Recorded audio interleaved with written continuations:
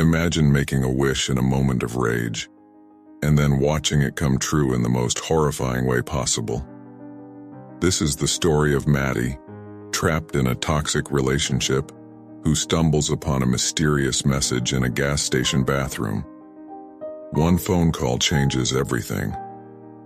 But what if the price of getting what you wished for is far more terrifying than you ever imagined? Stay tuned for a tale you won't be able to forget. Dear viewers, we're so thrilled to have you here. If you enjoy spine-chilling stories and mysterious tales, make sure to hit that subscribe button and join our growing community. Your support means the world to us, and we can't wait to share more captivating content with you. Thank you for being a part of our journey. Be careful what you wish for in gas station bathrooms. It might just come true. I know how this sounds.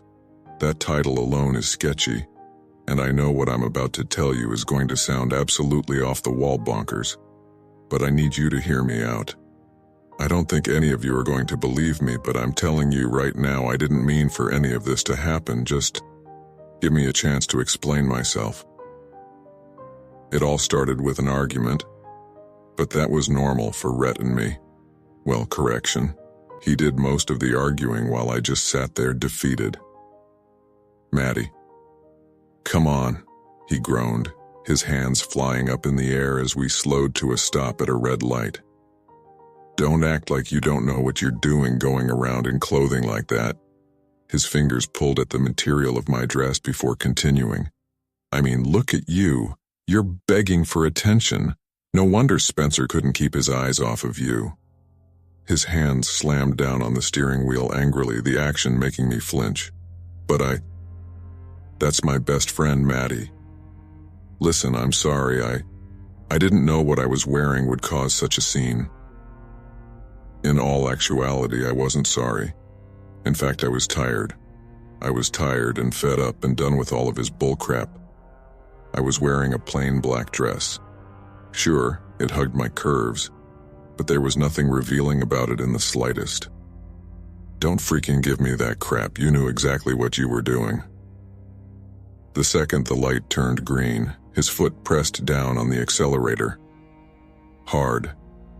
The car lurched to attention as he gripped the wheel, his knuckles white and his jaw clenched. Rhett, please, I don't want to fight, can we please just... A hard slap stung my face, the horrible cracking sound filling the silence of the car. I was dumbfounded. He hadn't ever laid a hand on me. The stinging sensation made my eyes water. A small hiss escaped my lips as I winced quietly, the pain radiating across my face. And then came the warm feeling of something dripping from my nose and onto my new black dress. You deserved that. Rhett sneered at me, almost like he was reassuring himself that his actions were justified. Act like a whore and you'll get treated like one. I just sat there mortified. My hand swiped at the blood as my eyes fought to hold back tears. They were threatening to spill, and the last thing I wanted was for him to see me cry. So I did the only thing I could think of. Rhett, can you please pull over at that gas station over there? I need to go to the bathroom. I stumbled over my words nervously, hoping that he would listen. I was surprised when he complied, his lime green Camaro skidding to a halt in one of the parking spaces near the front of the gas station. The second he threw it in park, Rhett looked over at me and said, "No funny business." And then, he eyed the attendant working the counter. The guy was familiar. Aaron Rivers. He was in my occult studies and parapsychology class. If I see you talking to him any longer than necessary, I won't hesitate to come in there and get you myself. With a nod of my head, I went to open the door before he tugged me back down and grabbed my chin. My hands shook slightly before I realized what he was doing. He swiped a finger under my nose, cleaning up the evidence of his abuse before he glanced over at Aaron again. Hurry up, I don't want to be out here all night. Choking back a sob, I nodded and hurried into the gas station.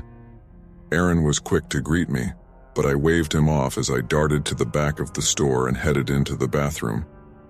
The moment I stepped in, I broke down.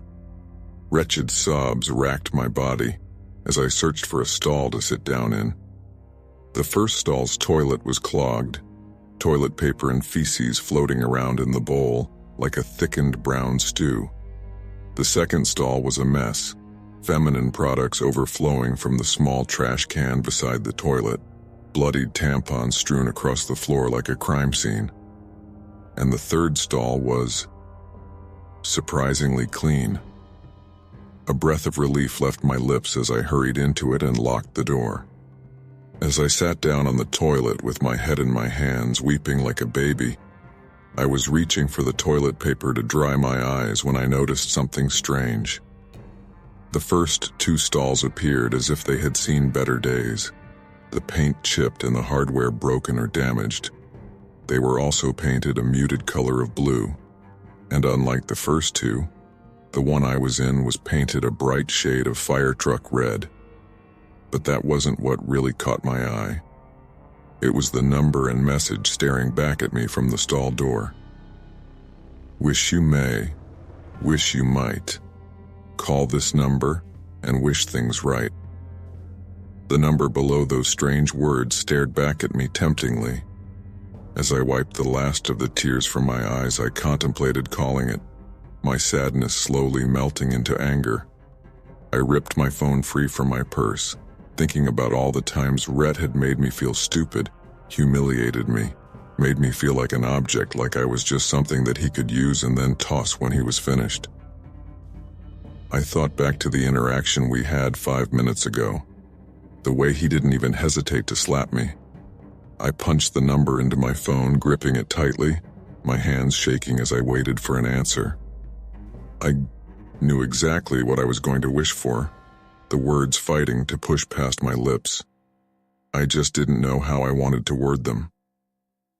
The second the phone was answered, though, I paused, a whisper floating over the line. Wish you may, wish you might. Call this number and wish things right. The fluorescent lighting of the bathroom flickered for a moment as a chill settled over my body, goosebumps crawling up my arms. I wish that Rhett Kellers would... My voice wavered as I fought to grit out the words between clenched teeth, my anger simmering dangerously close to rage. I wish he would... Frustration bubbled up and overflowed as I punched the stall door and screamed into the receiver. I wish he would freaking trip over a fork and die or something.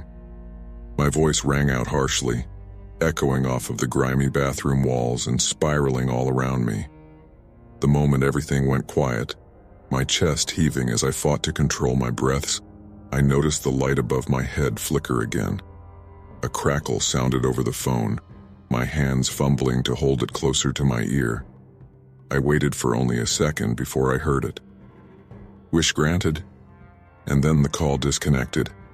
I pulled the phone away from my face, took a deep breath, and leaned up against the stall. I knew that it was probably just some stupid, fake, pre-recorded message or something, but now that I'd gotten that off my chest, I did feel a lot better. With a turn of my heel, I reached to unlock the door and froze. The number and the cryptic message were no longer there. In fact, the door was perfectly clean and blue. What the? My mind was spinning, but I didn't have long to think about that before Rhett's name flashed up at me on my phone. My eyes darted to the time. 11:11 p.m. Shoot, I'd been in there for way too long. Fear coursed through me the second I scrambled to answer, an apology already dancing on the tip of my tongue. Rhett, Hey, I came in to get some nachos and I realized I forgot my wallet at the party. Spencer said he would bring it to me tomorrow, but I need you to spot me a couple dollars. A sigh of relief blew past my lips as I shoved open the stall and walked towards the bathroom door. Sure. Yeah, I can do that. The second I stepped out, I dug through my purse for a couple of dollars before heading over to Rhett. He was standing at the cheese machine, a heaping mountain of liquid gold glistening upon layers of chips. "Hey." He turned, his finger pointing towards the packaged plastic utensils. "Can you grab me one of those? This gas station cheese sticks to your fingers like cement." I handed him the money, nodded, and grabbed one of the packages. I started to unwrap it for him before he yanked it out of my hands and turned to head up to the cash register. Before he could make it, though, I froze, stunned when he turned and slipped on a puddle on the floor. A bright yellow wet floor sign glared up at him as he slid, almost dropping his nachos in the process. He did, however, drop his utensils. I waited for a string of curses to fly from his lips before he stepped forward and tripped. Again. And once again. I stood there in stunned silence. This time, not because he tripped, but because of what he tripped over. Horrified, I watched the gruesome scene unfold before me, my eyes as wide as saucers and my brows raised. One of my hands flew up to cover my mouth. It was like it happened in slow motion.